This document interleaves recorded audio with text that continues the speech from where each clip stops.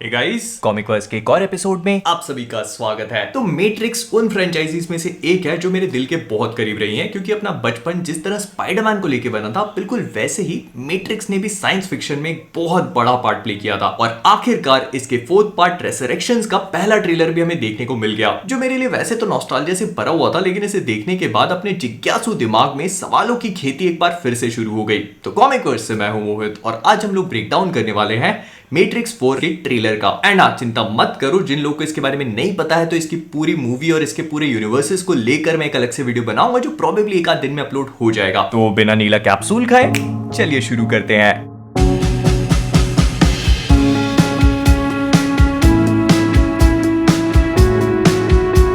Video को शुरू करने से पहले मेरे पास एक छोटा सा अनाउंसमेंट है, और वो इस चैनल को लेके नहीं है, बल्कि हमारे कार्टून फ्रीक्स चैनल को लेके है, जिन्होंने अपना नाम चेंज करके हे फ्रीक्स कर लिया है। तो अगर आप लोग थोड़ा भी कंफ्यूज्ड हैं तो कंफ्यूज मत होना, कार्टून फ्रीक्स अब हे फ्रीक्स हो चुका है। और इसी बात पे अगर कॉमिक वर्स को सब्सक्राइब नहीं किया है तो वो भी कर लेना, नीचे वाला बटन है उसको ग्रे बना दो। एंड मेरी टी शर्ट अच्छी लग रही है तो thecomicverse.com पे जाकर शॉप भी कर सकते हो। खैर, तो इस ट्रेलर की शुरुआत से जो सबसे पहली चीज दिमाग में आती है वो ये है कि इस मैट्रिक्स वर्ल्ड की अपीयरेंस, जो अभी तक हमने मैट्रिक्स वर्ल्ड देखा है मैट्रिक्स 1, 2 और 3 में, उससे बहुत डिफरेंट है। क्योंकि जहां पर पुरानी दुनिया में मैट्रिक्स पूरी तरह से डार्क और एक ग्रीनिश ह्यू वाला था, यहां पर ये काफी ज्यादा कलरफुल है। तो आखिरकार ऐसा हुआ कैसे? तो इसका जवाब भी बहुत सिंपल है। अगर आप लोगों को मैट्रिक्स रिवॉल्यूशंस का लास्ट पार्ट याद होगा, तो उसमें हमें ये बताया गया था कि जो पुराना वाला मैट्रिक्स है, मतलब मैट्रिक्स का 6th वर्जन, वो पूरी तरह से रिबूट हो चुका है, और अब हम लोग मैट्रिक्स के 7th वर्जन में हैं। अब मैट्रिक्स के 6th और 7th वर्जन क्या है, इनको मैं अपने यूनिवर्स एक्सप्लेन वाले वीडियो में अच्छे से एक्सप्लेन कर दूंगा। बस अभी आप ये समझ लो कि वो मैट्रिक्स जो आपने पहले 3 मूवीज में देखा था वो डिफरेंट था,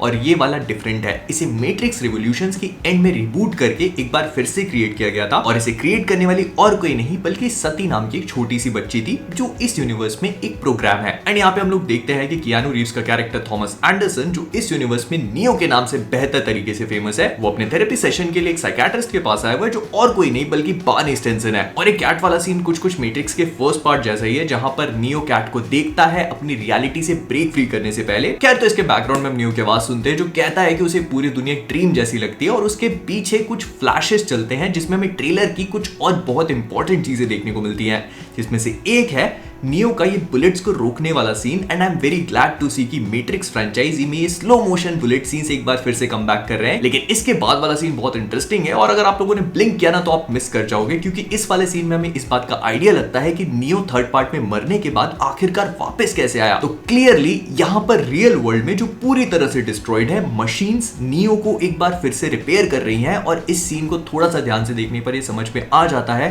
कि नियो की आंखें अभी भी खराब हैं, और ये मशीन्स उसे ठीक करने की कोशिश कर रही हैं, which would totally explain कि थर्ड पार्ट में मरने के बाद नियो फोर्थ पार्ट में वापस कैसे आया। लेकिन सवाल ये है कि अगर नियो द चोजन वन है, जो मशीन्स के लिए एक बहुत बड़ा डेंजर है, तो फिर मशीन्स उसे खुद ब खुद जिंदा क्यों कर रही हैं? खैर, तो इसके बाद वाले कुछ सीन्स में हम याह्या अब्दुल मतीन के कैरेक्टर को देखते हैं, जो एक्वामैन में ब्लैक पैंटा बना था। और अगर आप लोगों ने वॉचमैन सीरीज देखी है तो उसमें इसने एक बहुत ही की कैरेक्टर का रोल प्ले किया है। मैं रिवील नहीं करूंगा, आपको खुद जाके देखनी चाहिए, बहुत अच्छी है। एंड इसके बाद हमें एक हैंडशेक वाला सीन देखने को मिलता है, जहां पर कुछ लाइट फ्लैश हो रही है। एंड आई एम गेसिंग ये प्रोबेबली नियो और ट्रिनिटी का वो वाला सीन है, जहां पर प्रोबेबली नियो ट्रिनिटी को ब्रेक फ्री कराएगा। लेकिन इसके बाद वाला सीन और भी ज्यादा एपिक है, क्योंकि हम मशीन के अंदर 2 पॉड्स को देखते हैं, जिसमें से एक इंसान बाहर निकल रहा है। अगर आप लोग को नहीं पता कि पॉड वगैरह क्या चीज है, तो मैं बस इतना बता देता हूं, ये पॉड्स एक्चुअली में मशीन के द्वारा क्रिएटेड चीजें हैं, जिसके अंदर वो ह्यूमंस को फिट करते हैं ताकि उनकी एनर्जी पे फीड कर सकें, और इसी के थ्रू ह्यूमंस मैट्रिक्स वर्ल्ड में एंटर करते हैं। और इन्हीं में से एक पॉड में से नियो ब्रेक फ्री कर रहा है दोबारा से। जो हमने मैट्रिक्स 1 में देखा था बिल्कुल वैसा ही सीन है, लेकिन यहाँ पर हमारे नियो का जॉन विक वाला लुक चला गया है, और वो पूरी तरह से गंजा बन जाए। लेकिन जो ऑब्जर्व करने वाली चीज है वो ये है कि अब नियो की आंखें भी ठीक हो चुकी हैं, और उसके पूरे वुंड्स भी हील हो चुके हैं, विच मेक्स मी थिंक कि क्या ये नियो की वही बॉडी है जो हमने पहले देखी थी,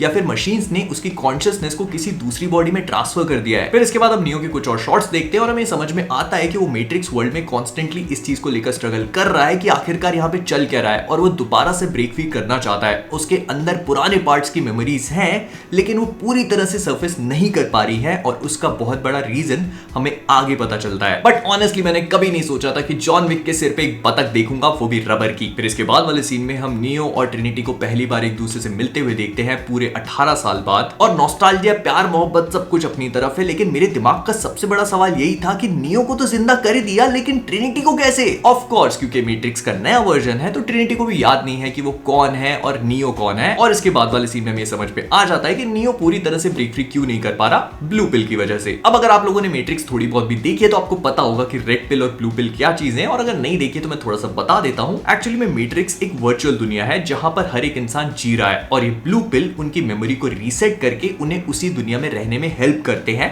लेकिन अगर आप एक रेड पिल को कंज्यूम कर लेते हो तो वो इस वर्ल्ड से आपके कनेक्शन को तोड़ देता है और आप पूरी तरह से ब्रेक फ्री कर जाते हो। एंड क्योंकि नियो बार बार ब्लू पिल कंज्यूम करता जा रहा है तो उसकी मेमोरी सॉर्ट ऑफ उसी प्लेस पर इंटैक्ट है। और आखिरकार आप ब्रेक फ्री करोगे भी कैसे? पुराने मैट्रिक्स के वर्जन्स तक मोबाइल फोन एग्जिस्ट नहीं करते थे जो इस वाले मैट्रिक्स के वर्जन में आ चुके हैं, और अगर मोबाइल पे पबजी खेलना है तो फिर मैट्रिक्स में ही रहो। एंड इसके बाद नियो कुछ बर्ड्स को ऑब्जर्व करता है जो वैसी ही दिखती हैं जैसे हमने मैट्रिक्स रेवोल्यूशन में उन सेंटिनल मशीन्स को देखा था। एंड नेक्स्ट सीन बहुत ज्यादा इंटरेस्टिंग है क्योंकि यहाँ पर एक lady Alice in Wonderland book को पढ़ रही है जिसकी कहानी बहुत हद तक मैट्रिक्स से मिलती जुलती है। लेकिन जो मस्त चीज है वो ये है कि किताब पढ़ने वाली और कोई नहीं बल्कि प्रियंका चोपड़ा का कैरेक्टर है। और देखो, इसे लेकर वैसे तो बहुत सारे स्पेकुलेशंस है, लेकिन मुझे ऐसा लगता है कि प्रियंका चोपड़ा प्रोबेबली सती है जो बड़ी हो चुकी है। और अगर आप लोगों को याद नहीं है तो मैं फिर से याद दिला देता हूं कि सती ने ही इस वाले मैट्रिक्स के वर्जन को क्रिएट किया था, और प्रोबेबली वो इस वर्जन की ऑरेकल भी है। एंड इसके बाद कियानू रीव्स अपने आप को मिरर में देखता है और उससे कोई बूढ़ा सा इंसान दिखता है। एंड आई एम थिंकिंग कि ये प्रोबेबली स्मिथ हो सकता है, क्योंकि स्मिथ ने जब नियो के अंदर हाथ डाल के उसको ओवरटेक किया था तो मुझे लगता है कि अभी भी नियो के अंदर कोई ना कोई पार्ट स्मिथ का एग्जिस्ट करता होगा,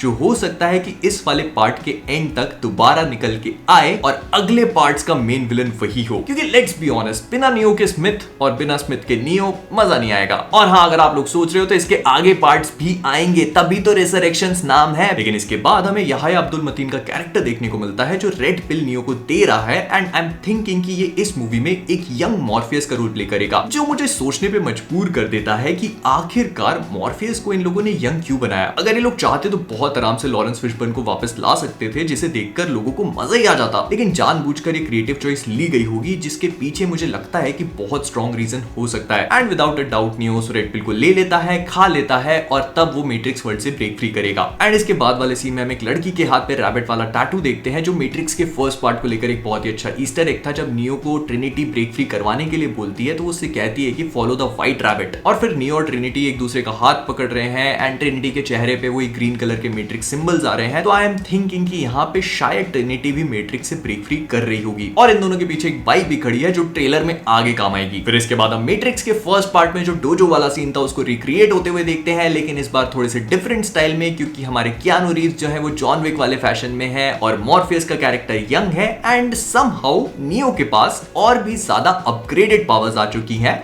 क्योंकि अब ये कामेहामेहा भी मार सकता है। फिर इसके बाद वाले सीन में हम एक एजेंट को देखते हैं जो कुछ पुलिस वालों की बॉडी को टेक ओवर कर रहा है। एंड एजेंट्स के लिए ये कोई बड़ी बात नहीं है, हम पुराने पार्ट्स में देख चुके हैं। बट इसके बाद वाला सीन बहुत ही ज्यादा मस्त है, क्योंकि यहाँ पर एक पुलिस वाला रॉकेट लॉन्चर फायर करता है, लेकिन वो जो मिसाइल है वो सीधे सीधे जाग कर एक ट्रेन में पहुंच जाती है। तो अगर आप लोगों ने मैट्रिक्स देखी है तो आपको पता होगा कि क्या सीन चल रहा है। ये बेसिकली की मेकर का कोड है, जिसके थ्रू ये लोग एक दरवाजे को खोलकर अलग ही दुनिया में पहुंच जाते हैं। मतलब ये लोग टेलीपोर्ट कर लेते हैं दरवाजों से, और ये पूरी लोकेशन जापान की है, क्योंकि बैकग्राउंड में माउंट फूजी है। लेकिन इस ट्रेन वाले सीन में नीले बाल वाली लड़की, मॉर्फियस और नियो तीनों मौजूद हैं, तो ये बात समझ में आ रही है कि तीनों साथ मिलकर ही काम कर रहे हैं। और फिर इसके नेक्स्ट सीन में हम ट्रिनिटी को देखते हैं जो अपने पॉड से बाहर निकल रही है, या फिर मशीन्स उसे निकाल रही हैं। एंड मुझे अभी तक ये चीज समझ में नहीं आ रही है कि मशीन्स आखिरकार ट्रिनिटी को जिंदा क्यों करेंगी, नोइंग कि वो कितना बड़ा थ्रेट है उसके लिए। और ये बात अगले सीन में समझ में भी आ जाती है, क्योंकि ट्रिनिटी वो वाली ट्रिनिटी जैसी नहीं लग रही है, इसके पास कुछ एपिक लेवल की पावर्स हैं। ये स्क्रीम करके अपने 4-6 वर्जन्स बना रही है। एंड इसके बाद हमें एक बहुत ही बढ़िया कॉरिडोर सीन देखने को मिलता है, जिसमें क्या सीधा है क्या उल्टा है समझ में नहीं आ रहा है। और ये वाला सीन मुझे इंसेप्शन की याद दिला रहा था बहुत हद तक। लेकिन इस कॉरिडोर में नीले बाल वाली लड़की और मॉर्फियस भागते हुए जाते हैं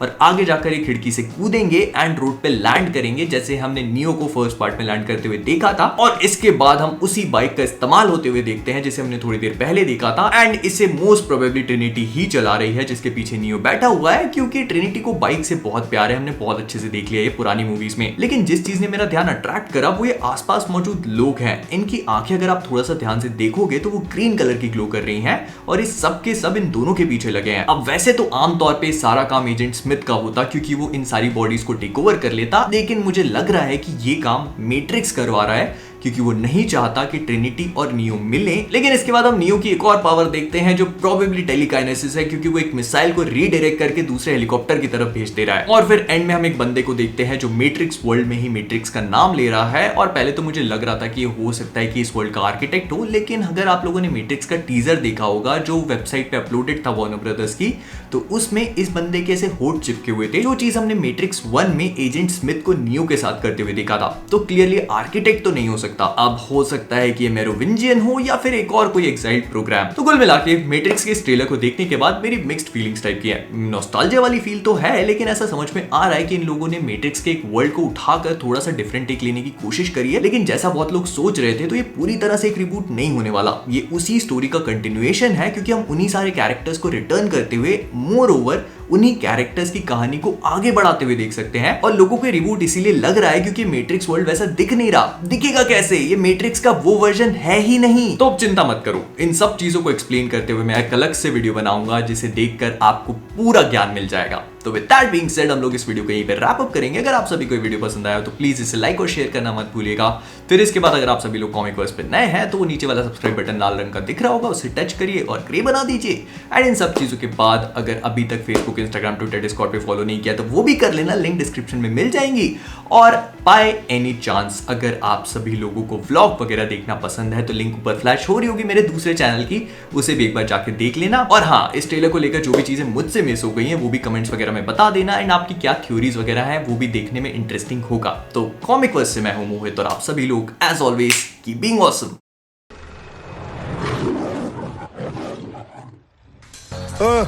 सरक 22 नंबर बंगले पे लिया 25 दे पैसा।